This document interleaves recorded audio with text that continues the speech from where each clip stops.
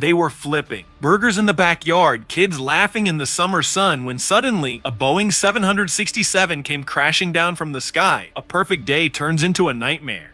It was supposed to be a perfect summer afternoon. The Smith family, like so many others in suburban America, had gathered in their backyard for a barbecue. The smell of grilled burgers filled the air. Kids splashed in a small pool. Neighbors wandered over with lawn chairs and cold drinks. Nobody noticed that thousands of feet above them, a Boeing 767 was fighting for its life.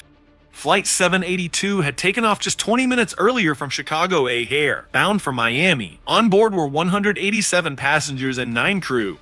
It was a routine flight, operated by one of America's largest airlines, on a plane considered one of the safest in the skies. But somewhere over Illinois farmland, routine was shattered. Trouble at 20,000 feet. At first, it was just a vibration. Passengers sitting over the wings noticed their drinks rippling like something out of a movie. Then came a muffled bang. The entire cabin jolted, and one engine began to spew smoke. In the cockpit, alarms blared. The captain, a 28-year veteran, and his first officer quickly realized they had suffered a catastrophic failure in the right engine. Normally, a 767 can fly safely on one engine. That this was no normal failure. Shrapnel from the engine explosion had torn through hydraulic lines, crippling the aircraft's control systems. The pilots declared a mayday. Their voices were calm but urgent. Air traffic control cleared the skies. Every second now mattered. A family BBQ, unaware down below. In the quiet suburb of Rockford, Illinois, the Smiths' backyard barbecue continued. Children chased each other across the grass. An uncle flipped hot dogs on the grill. Someone turned up the music. They didn't notice the growing roar in the distance. They didn't see the black smoke trail cutting across the summer sky.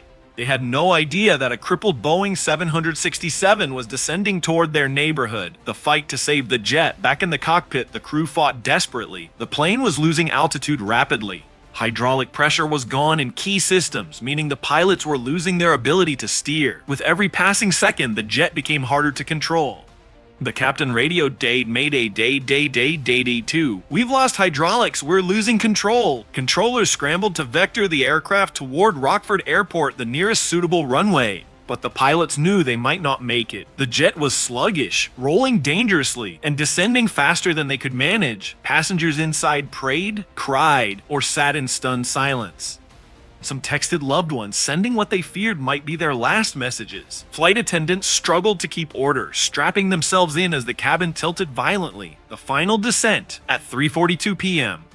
The Boeing 767 broke through the clouds just a few thousand feet above Rockford. Residents on the ground looked up to see a massive jetliner flying far too low, smoke pouring from its wing. In the Smiths' backyard, heads turned, the music quieted. The roar grew louder. Someone shouted, "That plane's coming down!"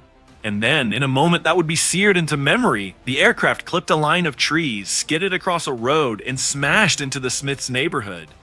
The Smiths' backyard barbecue was obliterated in an instant. Impact. The sound was deafening. Houses crumbled, flames erupted, and a fireball consumed the street. Neighbors described the blast as an earthquake.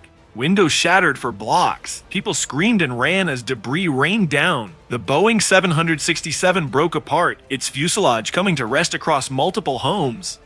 Fire consumed what was left of the aircraft and the Smiths' yard. Of the 196 people on board, only 41 survived the initial impact, many critically injured. On the ground, 12 people, including members of the Smith family and several neighbors, lost their lives instantly. In the space of seconds, a family barbecue had turned into one of the most shocking aviation disasters in U.S. history. Chaos on the ground. A quiet Rockford neighborhood was thrown into chaos after a passenger aircraft made an emergency landing attempt that ended in disaster.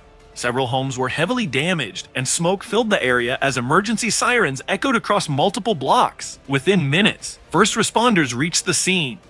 Fire crews worked to contain flames, while paramedics treated both passengers from the aircraft and local residents affected by debris. The scale of destruction stretched across several streets, creating major challenges for rescue teams.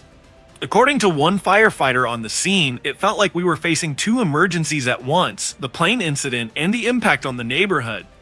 Authorities confirmed that evacuation and recovery efforts continued late into the evening, with all resources focused on ensuring the safety of residents and survivors. Survivor stories. From the wreckage, some remarkable survival stories emerged. A young flight attendant was found alive trapped under galley equipment, badly injured but conscious. She later recalled bracing for impact, telling passengers to stay calm, and then nothing until the firefighters pulled her out. Inside the neighborhood, a 10-year-old boy at the barbecue had been running inside the house to grab more drinks just seconds before the plane hit. That small detour saved his life, though his family did not survive. Among passengers, a handful seated near the tail section walked away with relatively minor injuries, protected by the way the fuselage broke apart. They described a ball of fire racing through the cabin and the unbearable heat that followed. These stories brought a small glimmer of hope amid overwhelming tragedy. National shock. News of the crash spread across the country within minutes. Live footage showed black smoke rising from a suburban neighborhood, with burned houses and pieces of a Boeing 767 scattered across lawns. For many Americans, the image was haunting, a massive passenger jet not crashing into an ocean or remote field, but into the middle of a family gathering. The randomness of it struck a nerve. It could have been anyone's backyard. Families of the victims rushed to Chicago O'Hare and Rockford hospitals, desperate for news. Some received word that their loved ones had miraculously survived. Others were met with, in silence or the grim confirmation, that there were no survivors from certain sections of the plane. The president addressed the nation that evening, calling it a tragedy that touches every American household. Flags were lowered to half staff. Vigils were held across Illinois. The investigation. As always in aviation disasters, attention quickly turned to why. The National Transportation Safety Board, NTSB, dispatched a full team of investigators. They combed through the wreckage, interviewed survivors, and recovered the black boxes. Early evidence pointed to a catastrophic uncontained engine failure. One of the 767's engines had exploded at cruising altitude, sending shrapnel into the hydraulic systems that controlled the plane. With multiple hydraulics severed, the pilots had little control authority left, a situation chillingly similar to United Airlines Flight 232 in 1989. In fact, investigators soon realized the similarities were more than coincidence. The 767's redundant systems were supposed to prevent a total loss of hydraulics, but a unique chain reaction of damage left the aircraft crippled. The final report concluded the engine suffered a metal fatigue failure in its turbine blades. Shrapnel punctured all three hydraulic systems, a freak alignment of bad luck. The crew fought valiantly, but control surfaces responded too weakly to save the aircraft. The descent path left no open area large enough for an emergency landing. In short, the crash was the product of a rare but devastating failure mode that designers had believed was nearly impossible. A crew, remember. Though the crash claimed the lives of both pilots, the investigation praised their actions.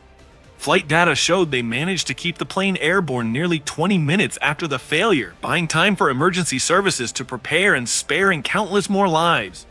The captain, a veteran with nearly 3 decades of flying experience, was posthumously honored for his composure under impossible circumstances. The first officer, only in his 30s, was recognized for handling radio communication to death and helping maintain what little control they had. Their final words on the cockpit voice recorder were calm, focused, and professional, a testament to the training that had prepared them for the unimaginable. Lessons learned.